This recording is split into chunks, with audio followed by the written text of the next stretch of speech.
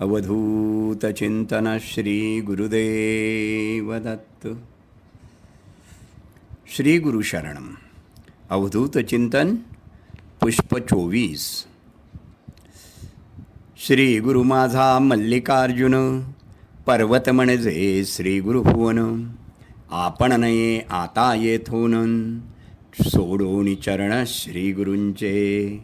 भगवंती भक्ताची मायच असते. लहान मूल जेव्हा खूप रडत असतं, त्याला काहीही सांगता येत नाही, कोणीही त्याला शांत करू शकत नाही. त्यावेळेला त्याची आई त्याला जवळ घेते, आपल्या हृदयाजवळ धरते.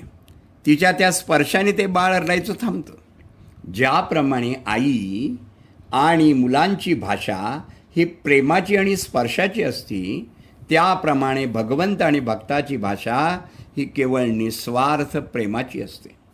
भगवंताला ही आईप्रमाणे समजतं की आपल्या भक्ताला म्हणजेच लेकराला काय हवंय काय नकोय ते भक्ताने फक्त त्या गुरुमाऊलीच्या नामस्मरणात राहावे. प्रत्येक नामाबरोबर भगवंत आश्रय, मी त्याचा आश्रित, तो माझा स्वामी आणि मी त्यांचा सेवक, तो माझा रक्षक, मी त्याचा रक्षणीय, असे भाव आपोआप निर्माण होऊ लागतात.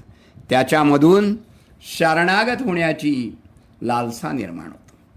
अखेर भगवंताचं नाम सतत असं सुचवतं की आपले कर्तेपण आपल्या आड येतं.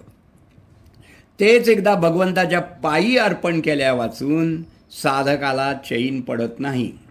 मग साधकाच्या अंतःकरणात भगवंताच्या सूक्ष्म स्वरूपाचा आविर्भाव होतो. एकाच हृदयात जीव शिव हे दोघेही जण एकासनी नांदू लागतात. तात्पर्य काय? भगवंताच्या नामाने मिळणाऱ्या मनाच्या शांतीमुळे जगातील सत्ता व वैभव कप्पदार्थ वाटू लागतात. एक प्रसंग थोरल्या महाराजांच्या जीवनातला आहे. भगवंताच्या सेवेत कुचराई झाल्यास थोरले स्वामी महाराज म्हणतात, प्रसंग चातुर्मास 21.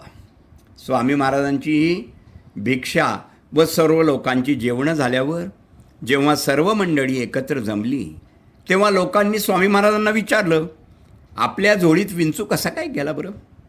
आपण त्याला काहीच केले नसतानाही तो आपल्याला का बरं चावला? आपणास फार वेदना होतात काय?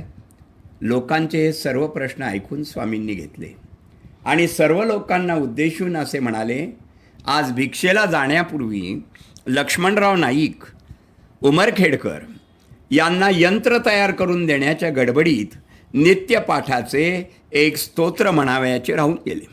त्यामुळे देवांनी मला शिक्षा केली.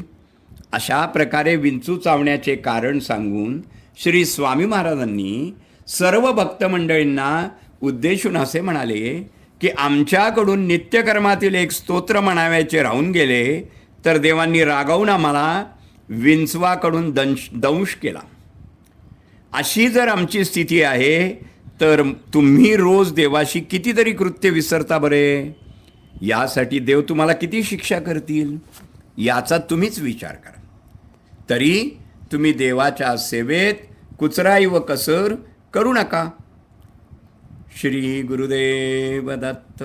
शुभं भवतु, शुभं भवतु, शुभं भवतु.